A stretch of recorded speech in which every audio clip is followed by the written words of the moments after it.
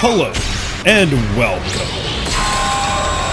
Mushoku Tensei, people have opinions on it, a lot of them, and I'm no different. I've made it no secret that I love this series, and that goes for both seasons 1 and 2. However, the second to last episode of season 2 has garnered so much discussion and attention, even for a series known for being divisive. So I decided to throw my hat in the ring because while I understand why there are many out there who don't like this episode, or the entire series for that matter, I thought this episode was legitimately fantastic. Genuinely one of my favorite episodes of the year for all of anime so far. Now, I do understand why others might not think that way, and if you didn't like this episode or don't like Mushoku Tensei, I understand. It's not for everyone, but I think it's definitely worth talking about at the very least, which is why you should join me as I continue my journey to discover the perfect anime. Now, obviously going forward, major spoilers for Mushoku Tensei all the way through the ending of season 2 here. Also, how is the series even pronounced? Is it Mushoku? Despite how it may seem, I'm actually trying to improve my Japanese pronunciations. Mushoku Tensei.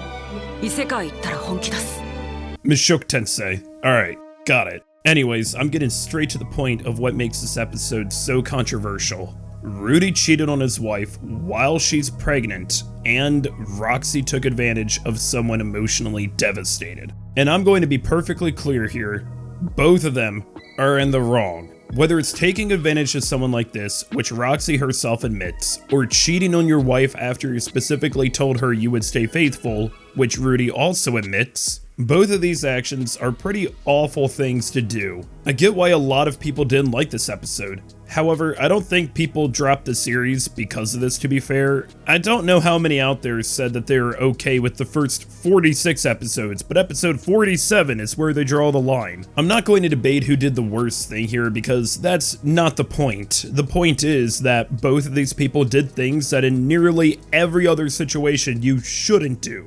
However, I still think that this episode was excellent and brings into the central theme of this series very well. That being that in Mushoku Tensei, all the characters are flawed people, especially Rudeus. Mushoku Tensei is not an anime for everyone, but that's why I like it so much. This series has a main character who has done some pretty questionable things, but the core of the series focuses on his journey of discovery and growth. Growing to become the man that he becomes after the life that he lived before he got isekai'd, and the growth that many others go through as well. How many of us got the wrong impression of Elise, Luke, Paul, Ghislaine, Eris?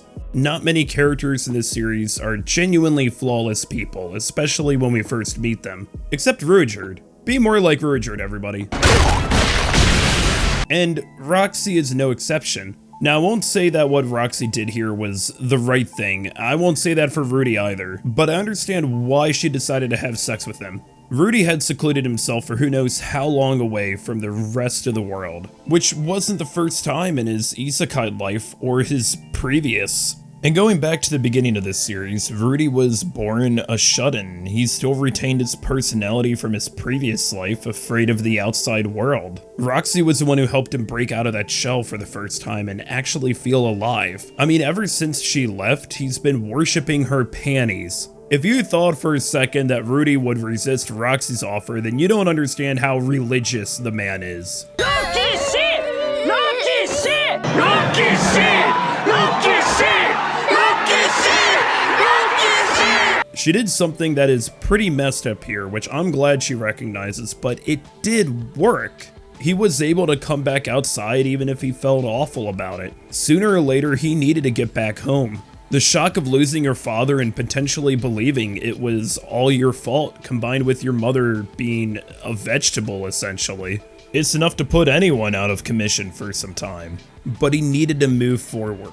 Maybe there's some other way this could have been done, but what's done is done. And now both of these two will have to live with the fact that the only reason Rudy was able to get back on his feet is because Roxy slept with him. This episode is also directed exceptionally well, which is something that I don't mention a whole lot because you don't normally notice, but most of the episode has no music. You only hear the sound of campfire or the characters talking with brief flashbacks in a montage. It reminds me of Midnight Sun in that way, but the difference being here is that this isn't an argument between both sides. The decision was already made, and now it's time for everyone involved to process this, reflect on what happened earlier, and determine how they'll move forward. And that includes Elise, who has easily become one of my favorite characters of this series by far. She gives Rudy the solution that seems so obvious that it would almost be too foolish to suggest. Just marry Roxy in addition to Sylphie. Now, I want to make another point clear. I am not a relationship expert in any way. The fact is that our world just has different morals and ethics that most people believe in compared to Mushoku Tensei's world. Yes, polygamy may work for some people, but not most. However, Mushoku Tensei's world is fundamentally different than ours. In this world, everyone is mega horny, and you have magic, monsters, adventurers, and yes, there are some darker parts of this world that people take for granted, but I don't think it's entirely fair to bring all of our morals to this series from the real world. That isn't to say that Rudy and Roxy should be absolved of all judgment and get by scot-free, if I'm going to be honest. When Rudy does proposition Sylphie in the season finale with the idea of taking on Roxy as a second wife, I think she reacts a bit lightly here. Hey Sylphie, I cheated on you and now I want you to meet my second wife. No, it's not Nanahoshi. 一緒にルディを支えていこう。 Even earlier in the same season, Sylphie brought up that Rudy could take on someone else, but once again, different world, different customs. But I am glad that Norn tears into him. We needed someone to ground him in reality. You don't cheat on your pregnant wife and get away with it that easily. In fact, I find it a bit odd how Elise is so willing to support her adventuring companion over her literal granddaughter, but she probably does know Roxy a lot better. I think that what makes this episode so great to me is what Rudy says here, which is without a doubt one of my favorite lines in this series. Keep in mind that the ending of Season 1 was so soul-crushing that it took half of the entire Season 2 and years to go by for Rudy to fully recover. If he didn't meet Sylphie, who knows if he would have ever recovered. He knows what it's like to be at the absolute lowest of lows and how it feels to be at your breaking point. The thing he's worried about most is going back to that. If Sylphie and Roxy both don't accept him, there's no telling if he'd ever recover from it. However, the chance is still there, and Elise realizes that Roxy does love him, as Rudy loves her as well.